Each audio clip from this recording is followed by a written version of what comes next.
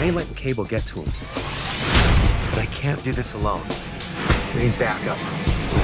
We're gonna form a super duper fucking group. It's time to get back on LinkedIn. Hey guys, Chastity and Greg here with our Hi. spoiler-filled review of Deadpool 2. Now before we get started, make sure you hit that subscribe button where we got you covered for comic book breakdowns, movie reviews, and TV show breakdowns, including right now, Legion. All right, warning, there are major spoilers ahead, so please Yes. go watch the movie, then come on back. Okay, let's jump right into it with our initial reactions for Deadpool 2. Chastity, what do you got? I enjoyed it. I thought it was a lot of fun. I'm a Deadpool fan, and I thought it had exactly what Deadpool fans want from another Deadpool movie. It's a lot of fun. It's got a lot of meta jokes. It's got stylistic action, and it's got that R-rated violence that you're craving from an R-rated Deadpool movie.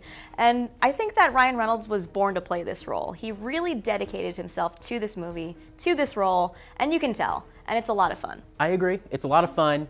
But it's not a perfect movie by any means, and one of the reasons is, well, the humor itself is very subjective. So I take it from the Family Guy kind of / Seth MacFarlane formula of throwing as many jokes as you can and just seeing what lands. It's everything. They throw every kind of joke out there you can think of. That one landed. And they're all juvenile, so it's, again, very subjective. It lives up to the hype, plus. They probably won't even make a 3. Yeah, why would they? Stop it too. You killed it. So here's a question. How do you think it compares to the first film? Okay, the plot is all over the place. I'm just gonna say that right from the top. Compared to the first film, I agree with they don't stand up. Still, I had so much fun with this movie and I can't wait to watch it again. And the reason for that is because of Ryan Reynolds and Deadpool, the character himself, breaking the fourth wall. This is the perfect character to do that. So they know that the script's not great and they let you know that right off the bat from the beginning of the movie. I thought that was kind of clever. I agree. I think that the first film had a much tighter script and it was more grounded, and this was definitely like all over the place. It just went directions, and there's no clear villain.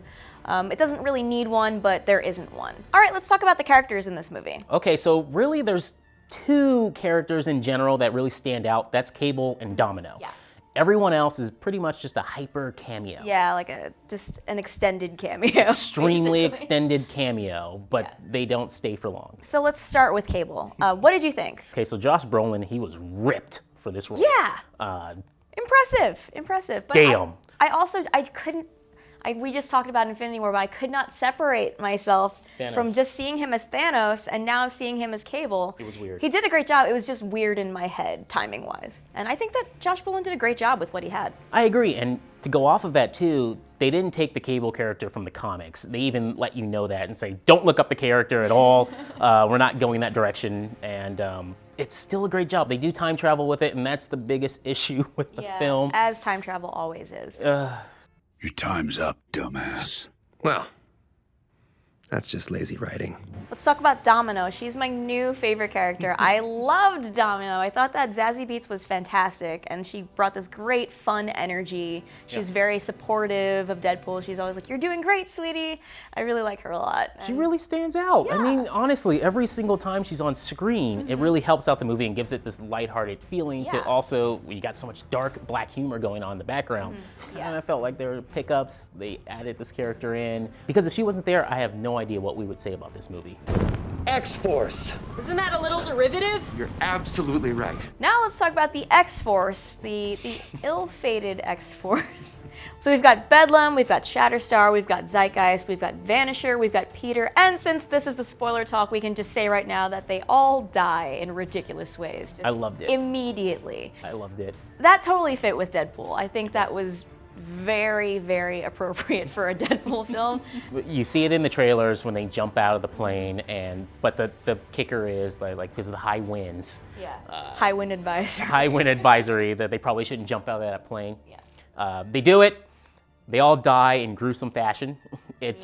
I loved it. I don't know how fans are going to take that if they're really looking forward to seeing these characters on screen. Yeah, that was kind of rough, but we'll talk about this later, but one of them does get saved later. Yes. But with that said, with everything they did with the X-Force characters, this is a Deadpool movie, so you're just going to have to wait your turn. I thought they did a great job of what they did. It's super funny. Okay, let's talk about the X-Men that were featured in this movie. We'll get to the Easter egg later, but we have Colossus, we have Negasonic Teenage Warhead, and then we have Yukio.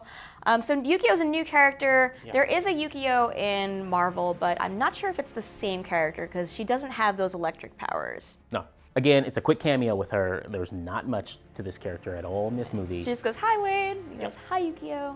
It's a cute joke. Bye, and she's gone. What you see in the trailers is pretty much all you get in the movie. And then finally, we got the big reveal that people have been hinting at for a few weeks now, and it is Juggernaut. Yes, he's in the movie. Juggernaut! Don't you know who I am? I'm the Juggernaut, bitch! There's this silly soundtrack that plays the second he shows up. It's like, you can't stop this motherfucker. You can't. You can't, and it's just like, Juggernaut, here he comes, oh my god! Plays in the credits too if you want to hear it again. Yep. Also, Juggernaut is a fully CG character, if you didn't notice. He's pretty clearly CG. Stay back or Justin Bieber dies! Justin Bieber, he called you Justin Bieber. And a lot of the plot revolves around the character Russell Collins, who's also Fire Fist because Cable goes back to the past to get him while he's a kid so he can stop him from killing his family. But yeah, the kid was funny. I thought he did a good job. The character seemed super powerful. And for reference, he first appeared in X Factor #1. He's a mutant with the psionic ability of pyrokinesis. He can control and manipulate fire as well as turn some or all of his body into flames. After his power manifests and causes him to burn a woman, Rusty escapes arrest and the X Factor finds him and helps him control his powers. Okay, let's start off with the good now in this movie. You really like the title sequence. I loved it! That title sequence set to Celine Dion's Ashes, which is a certified banger in my book, if you ask me. It's really good. Oh god. I mean, have you seen that music video? It's almost better than the title sequence itself. It has a dancing Deadpool, and then Celine calls Deadpool Spider-Man. It's really cute. Listen, this thing only goes to 11. So beat it, Spider-Man. God, I should have asked NSYNC. Anyway, back to this movie. It's really good. It calls back to a lot of the 007 title sequences. I saw a lot of similarities in shots. Flashdance too. Yeah, they that still as have well. that shot in there. Yeah, it's pretty great. I think they use a lot of time and effort on that title sequence. It's kind of random in Yeah. a Deadpool movie. I loved it. Yeah. And the action definitely earns its R rating. It was incredibly violent, but appropriately so. I love all of the meta jokes. So we saw some of them in the trailers. So the DCEU joke where he's like, "Are you sure you're not from the DC universe?" Because it's very dark. And he Thanos. calls him Thanos, also good. And they also made a really good joke about mother's name Martha. Martha.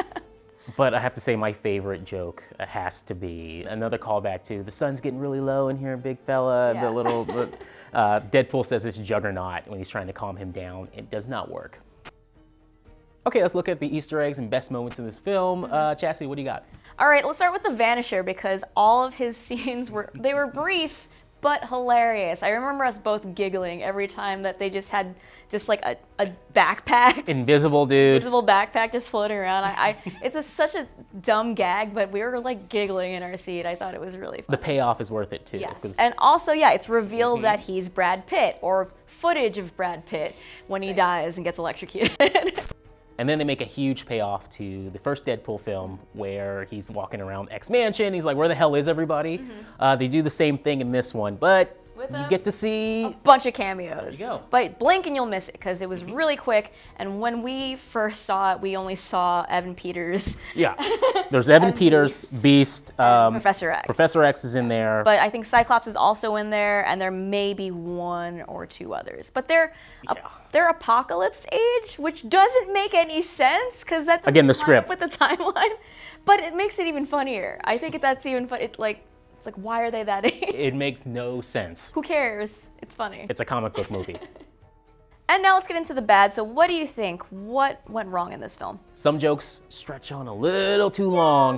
There were a couple jokes that definitely just went way past how long they should probably be cut off at. But I mean, a little extension is very Deadpool, but like it went past that line. Yeah, like a good example of this is like, again, Seth MacFarlane, Family Guy, where you got the joke where like Peter falls and hits his knee. Same thing.